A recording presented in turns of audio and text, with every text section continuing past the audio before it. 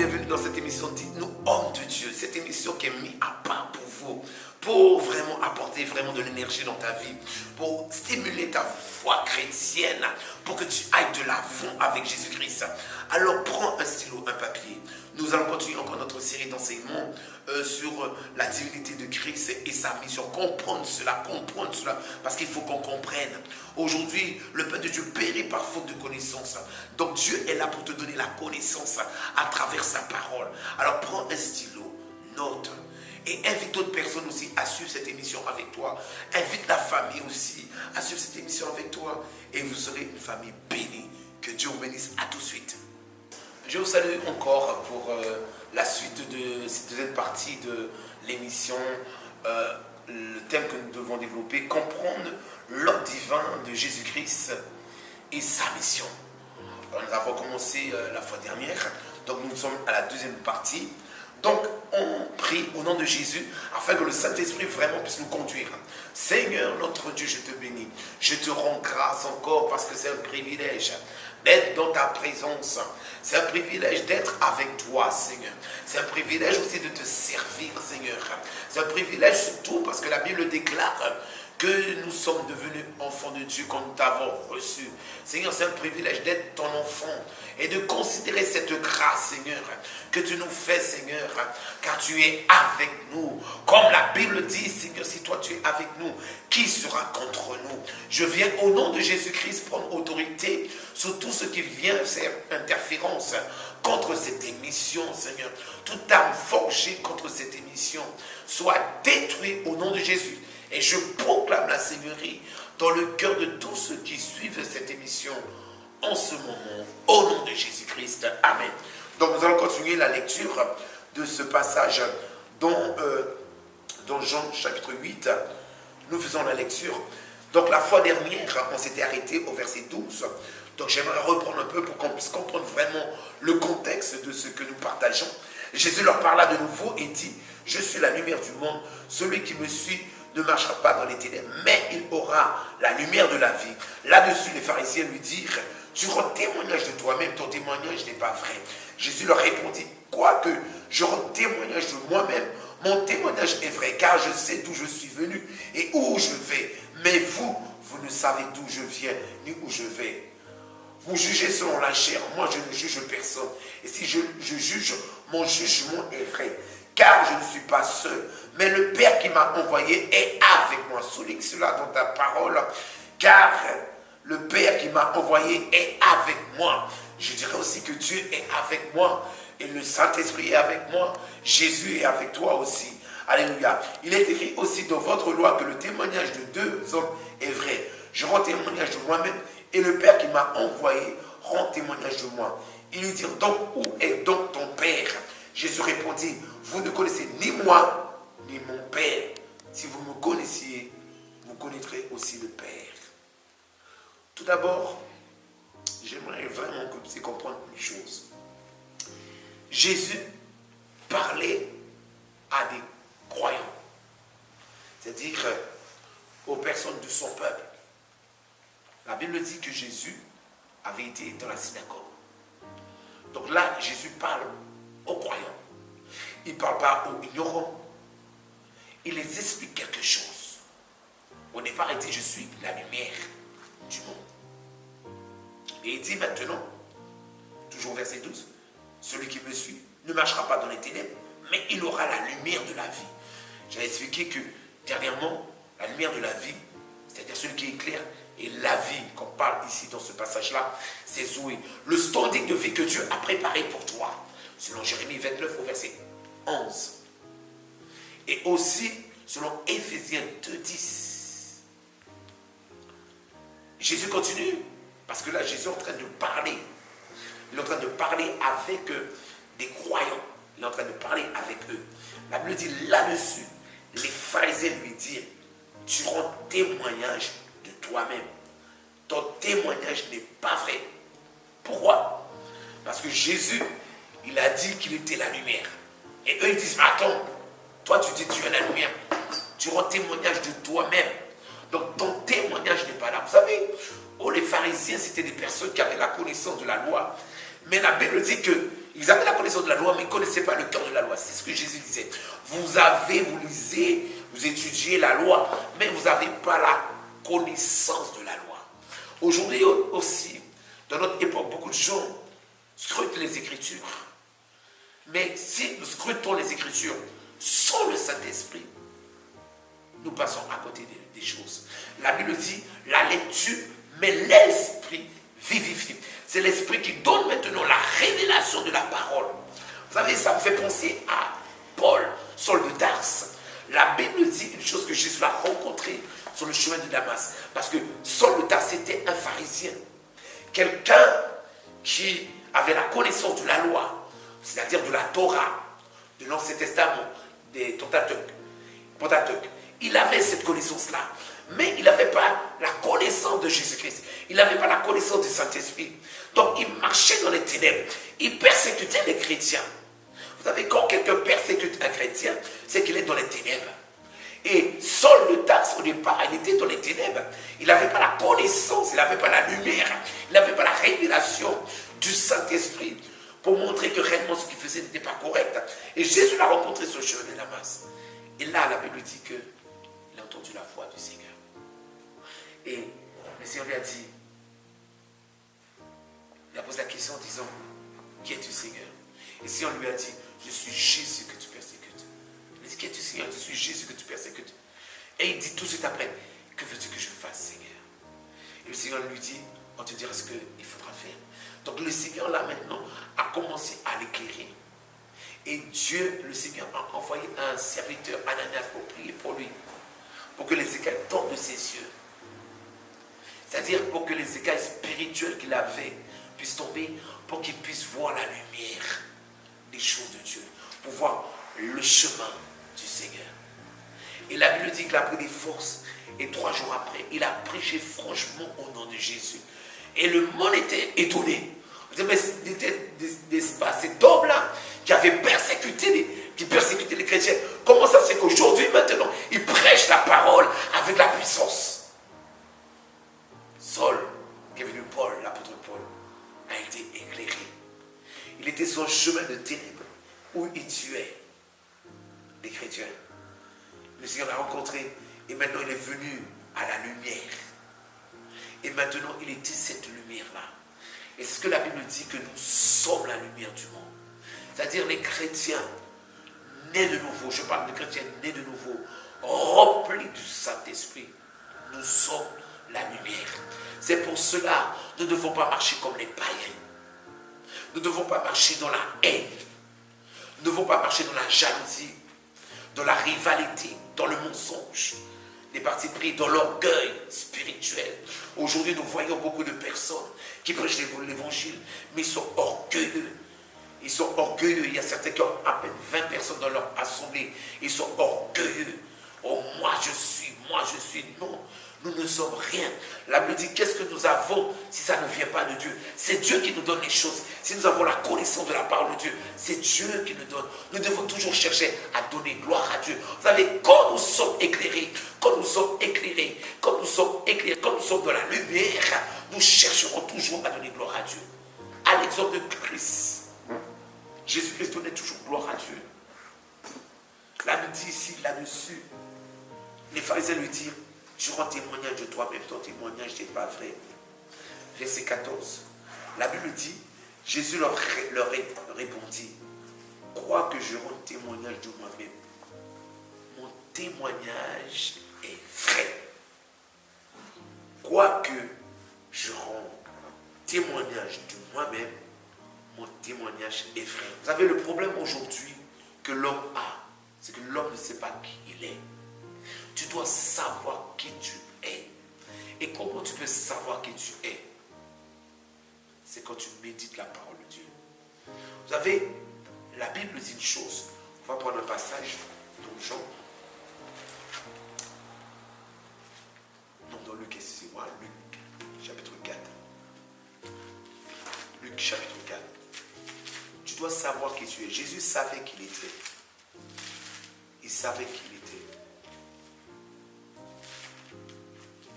Donc nous voyons, à partir du verset 16, Ils se rendit à Nazareth, où il avait été élevé. Et selon sa coutume, vous voyez, selon sa coutume, Jésus, il allait au temple. Il allait au temple. Pourquoi toi tu ne vas pas au temple? Vous savez, aujourd'hui, il y a des chrétiens solistes. Tu dois te repentir, c'est un chrétien soliste. Ça n'existe pas. Un chrétien qui n'a pas de berger. Tu es une brebis qui n'a pas de berger. Ça n'existe pas dans la Bible. Les bergers, les brebis ont un troupeau.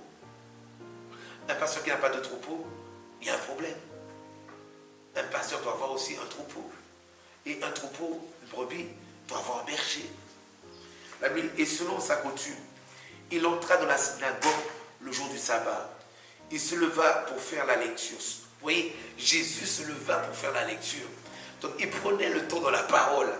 Et la Bible dit, et on lui remit le livre du prophète Isaïe. L'ayant déroulé, il trouva l'endroit où était écrit « L'Esprit du Seigneur est sur moi, parce qu'il m'a oint pour annoncer une bonne nouvelle aux pauvres. Il m'a envoyé pour guérir ceux qui ont le cœur brisé, pour proclamer aux captifs la délivrance et aux aveuglements le recouvrement de la vue, pour renvoyer libres les opprimés, pour publier une année de grâce du Seigneur. » Ensuite, il roula le livre, il le remit au serviteur et il s'assit. Tous ceux qui se trouvaient dans la synagogue avaient le regard fixé sur lui. Alors il commença à leur dire, aujourd'hui, cette parole de l'Écriture que vous venez d'entendre est accomplie. Donc nous devons comprendre pourquoi Jésus dit, aujourd'hui, cette parole est accomplie. Il dit aujourd'hui.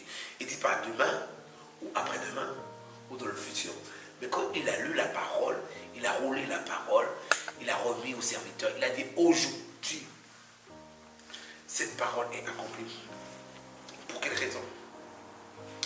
Nous devons nous poser des questions. Parce que souvent, nous, enfants de Dieu, on ne se pose pas des questions. La Bible dit que Jésus est né, on parle de la naissance de Jésus.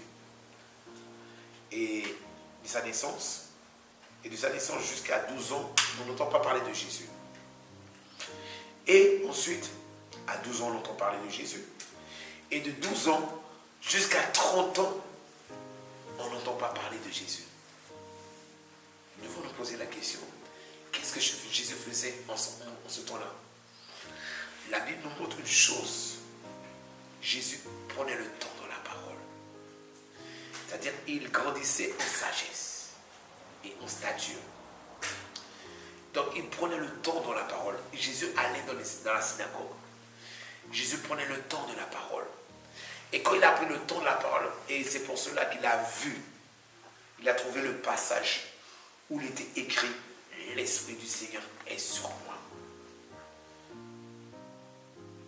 Donc, Jésus savait que l'Écriture parlait de lui. Donc, si tu veux vraiment te connaître, tu dois apprendre l'Écriture. La Bible parle de toi. La Bible parle de toi. Parce qu'il y a un passage dans la Bible qui dit, qu'est-ce que l'homme pour que Dieu puisse penser à lui? Qu'est-ce que l'homme pour que Dieu puisse penser à lui? Qu'est-ce que l'homme pour que Dieu puisse venir et habiter en toi quand tu reçois Jésus? Qu'est-ce que l'homme? La Bible dit, nous sommes comme une vapeur. Nous sommes comme une herbe qui est là pour un temps, mais qui disparaît. Qu'est-ce que l'homme? Qu'est-ce que l'homme pour que Dieu puisse penser à lui? Oh, comme la Bible dit bien encore, car Dieu a tant aimé le monde qu'il a donné son Fils unique afin que quiconque croit en lui ne périsse pas, mais qu'il ait la vie éternelle. Oh, Dieu a donné Jésus-Christ pour toi, pour moi, pour l'humanité, pour que nous puissions quoi? Devenir enfants de Dieu. Pour que nous ne soyons pas simplement enfants de Dieu, mais que nous soyons des serviteurs de Dieu. Pour que nous soyons des fils de Dieu. Non seulement des fils de Dieu, mais que nous soyons cette épouse. Cette épouse-là qui va épouser l'épouse de Christ. Donc nous voyons, Jésus dit dans ce passage, verset 14, nous l'avons lu, Jésus leur répondit, quoi que je rende témoignage de moi-même, mon témoignage est vrai. Parce que Jésus connaissait qui il était. Il dit, car je sais d'où je suis venu et où je vais. Oh, alléluia. Jésus dit, car je sais d'où je suis venu et où je vais.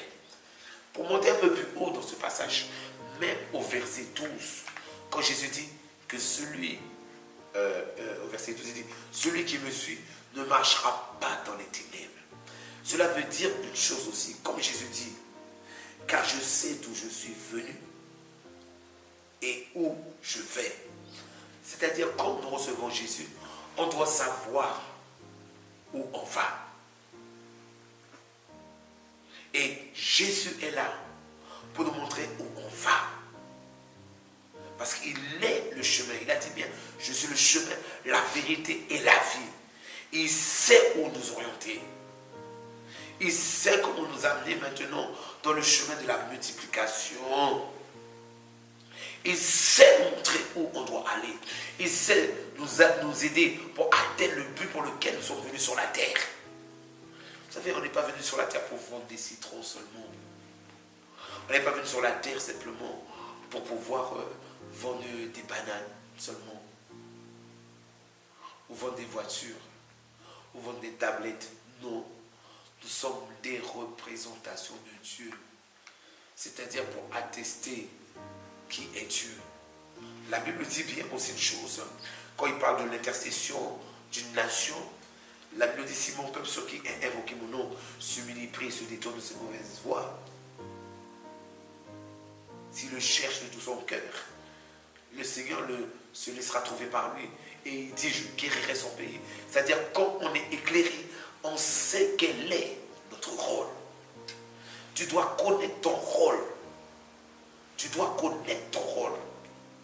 Savoir où, qui tu es, ce que tu dois faire et ce que tu dois atteindre. Et pour quel but il faut l'atteindre. Comment faire pour l'atteindre. Comment amener maintenant un changement dans ma famille. Donc je dois savoir qui je suis. Je suis cette lumière pour ma famille.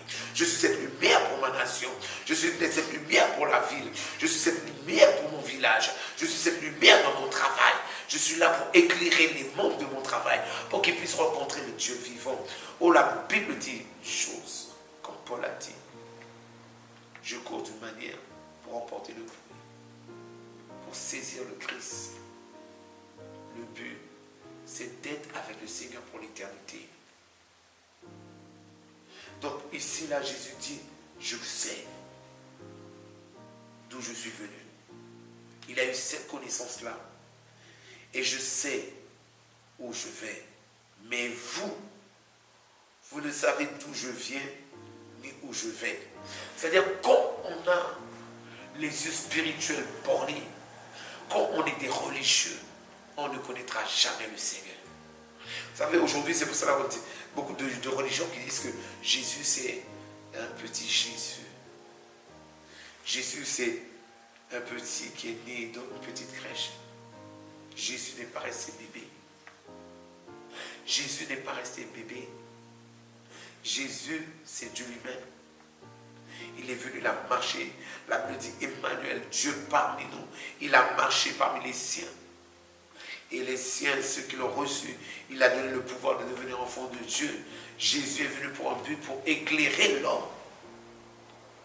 Sur ça, pour qu'il sache qui il est. Dieu veut t'éclairer en cet instant-là, pour que tu saches qui tu es. Vous savez, l'homme ne peut se réjouir que dans la présence de Dieu. Vous savez, c'est comme par exemple le poisson. Poisson salé, un poisson d'eau salée.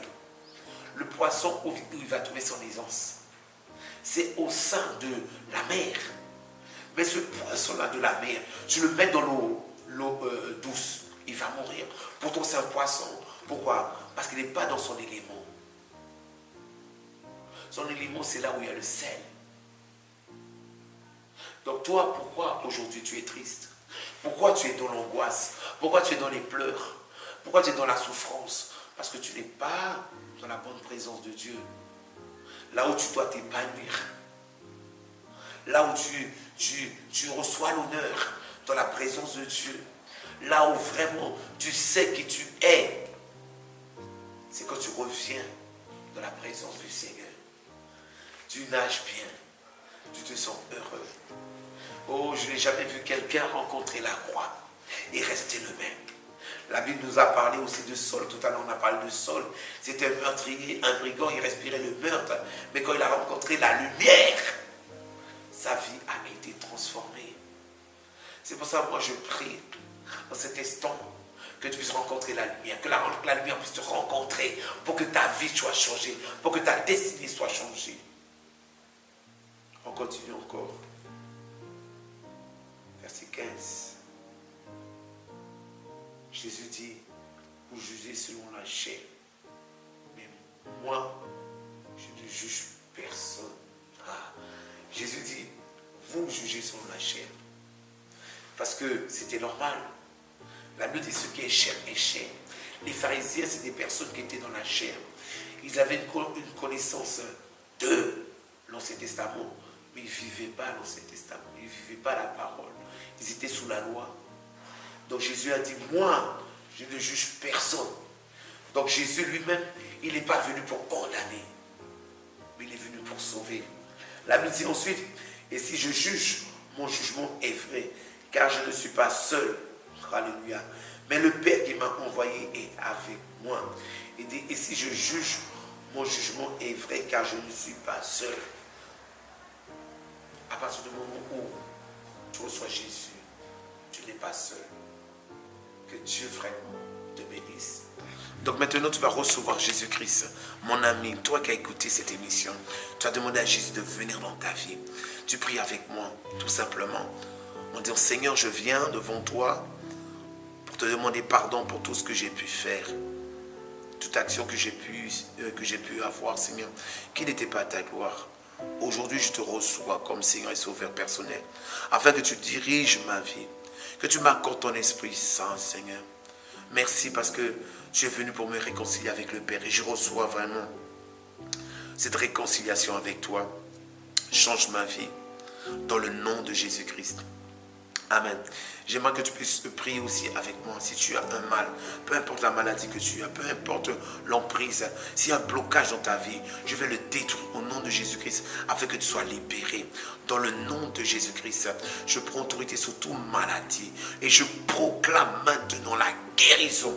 Maintenant, sois touché par le feu du Saint-Esprit. Sois touché maintenant. Sois touché maintenant au nom de Jésus. Reçois la guérison maintenant. Reçois ta délivrance maintenant au nom de Jésus.